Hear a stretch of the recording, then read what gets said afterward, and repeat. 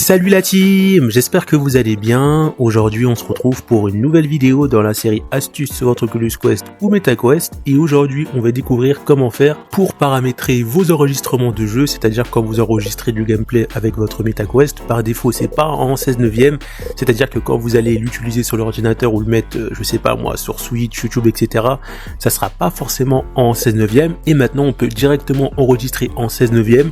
On peut même améliorer la qualité d'enregistrement directement depuis la mise à jour, je vais vous dire ça, depuis la mise à jour 50. Donc pour pouvoir faire les choses que je vais vous montrer dans la vidéo, il faut que votre casque MetaQuest soit au moins à la mise à jour 50. Donc on va découvrir tout ça dans cette vidéo. Alors n'hésitez pas à vous abonner à la chaîne, à mettre un gros pouce bleu et activer la cloche de notification, parce que ce sont des moyens gratuits qui permettent de soutenir la chaîne. Donc premièrement on va aller dans expérimental. Ensuite là on descend et on va cliquer sur paramètres avancés de la caméra. Je vais juste cliquer dessus, je vais faire continuer, et là ça va me ramener dans système, dans caméra, et on va voir que quand je vais descendre, je vais avoir différents paramètres. Donc là on peut choisir bien sûr si on veut que ça enregistre par rapport à l'œil gauche ou l'œil droit. Et dans l'onglet expérimental, et c'est là que ça va m'intéresser, on peut stabiliser l'image, donc on peut activer ou désactiver. Par contre ça dit bien que si vous augmentez la stabilisation de l'image, cela réduira également le champ de vision, donc moi j'y touche pas. Et pour les personnes qui veulent enregistrer en 16/9, c'est-à-dire que quand vous allez enregistrer du gameplay avec votre MetaQuest et que vous le mettez sur le PC, ça prend bien tout l'écran, il va falloir changer parce que par défaut c'est en carré en 1024 x 1024. Il faut juste prendre le format paysage qui est 1920 x 1080.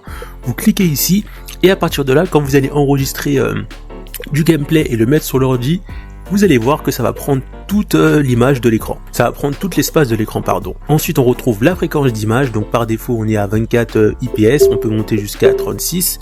Et si on lit ici, il y a marqué que certaines fréquences d'image peuvent ne pas être disponibles dans l'application mobile ou Messenger. Et on retrouve aussi, choisissez une fréquence d'image par défaut. Une fréquence d'image plus élevée peut réduire la performance de l'application. Donc, vous pouvez laisser ou augmenter. Et la chose qui va m'intéresser aussi et qui va vous intéresser, ça va être la qualité de compression vidéo. Plus on va augmenter ça, par exemple, et plus ça va améliorer la qualité par défaut. Et pour terminer, on termine par la qualité de compression vidéo. Donc plus vous allez augmenter la qualité de compression vidéo en mégabits, et plus vous allez avoir une vidéo de meilleure qualité, mais malheureusement le fichier vidéo va peser plus lourd. C'est-à-dire que si par exemple j'enregistre 10 minutes en 5 mégabits par seconde, ça va dire que je sais pas, je vais peut-être avoir 30 MO ou 500 MO, et peut-être que si j'enregistre 10 minutes avec 20 mégabits par seconde, je vais passer peut-être à 2 gigas.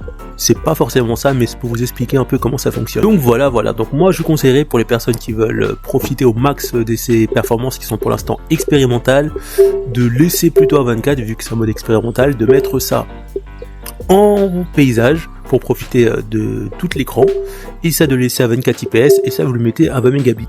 Si vous mettez cette config là, vous allez pouvoir enregistrer votre contenu directement avec une meilleure qualité d'image et surtout avec un contenu qui va prendre tout l'écran d'une télé ou d'un PC. On arrive à la fin de cette vidéo, donc si ça t'a plu, n'hésite pas à t'abonner à la chaîne, à mettre un gros pouce bleu et à activer la cloche de notification, et bien sûr on se retrouve pour une prochaine vidéo.